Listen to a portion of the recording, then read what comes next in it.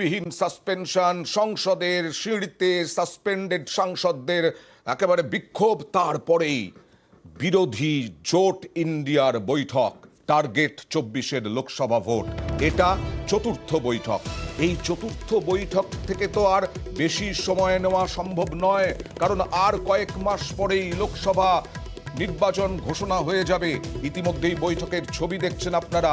মমতা বন্দ্যোপাধ্যায়, রাহুল গান্ধী, সোনিয়া গান্ধী, মল্লিকার্জুন খাড়গে সহ আরো নীতিশ কুমার, শরদ পাওয়ার সহ আরো বহু বিরোধী সাংসদ, 27টি দল অংশ নিয়েছে আজকের এই বৈঠকে।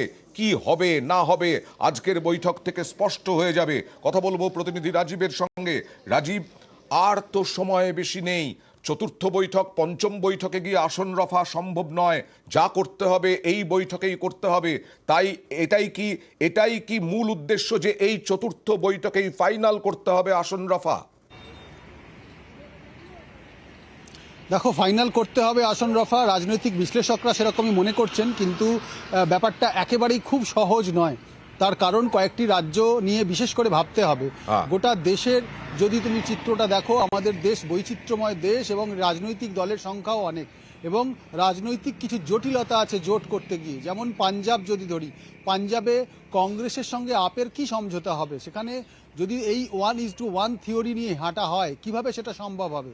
একইভাবে পশ্চিমবঙ্গে কি হবে? সেখানে বামেদের কি দাবি থাকবে? আদৌ বামেদের দাবি কি মানা হবে? এরকম তৃণমূল কংগ্রেসের কি দাবি হবে? অর্থাৎ এই যে রাজ্যগুলো যেখানে একাধিক রাজনৈতিক দল রয়েছে, সবথেকে বড় রাজ্য উত্তরপ্রদেশ, সেই রাজ্যে কংগ্রেস কি সমাজবাদী পার্টিকে প্রধান বিরোধী দল হিসেবে বিজেপির বিরুদ্ধে লড়াইয়ের জন্য ছেড়ে দেবে? এই বিষয়গুলো নিয়ে আলোচনা করা এবং সেক্ষেত্রে একটা সমাধানে পৌঁছানো অত্যন্ত জটিল একটা প্রক্রিয়া, এবং সেটা খুব সহজে হবে বলে মনে হচ্ছে না। কিন্তু অয়নদা, আলোচনাটা তো শুরু করতে হবে। এতদিন পর্যন্ত যে 3টে বৈঠক হয়েছে তাতে এই বিষয়ে বিন্দুমাত্র কিন্তু এগোয়নি, এবং মমতা বন্দ্যোপাধ্যায় তৃণমূল কংগ্রেসের তরফে বারংবার একই কথা বলেছেন যে আলোচনা এগিয়ে নিয়ে যেতে হবে, দ্রুত সিদ্ধান্ত নিতে হবে। ব্যাপারটাকে গড়িমসি করে নিয়ে গেলে কিন্তু 2024-এর লোকসভা নির্বাচন আসন্ন, তার আগে এত অল্প সময়ে এরকম একটা পরিকল্পনা যে 70% আসনে, অন্তত 450টি আসনে 1:1 ফাইট করার যে ফর্মুলা দেওয়া হচ্ছে, তা কিন্তু সম্ভব হবে না।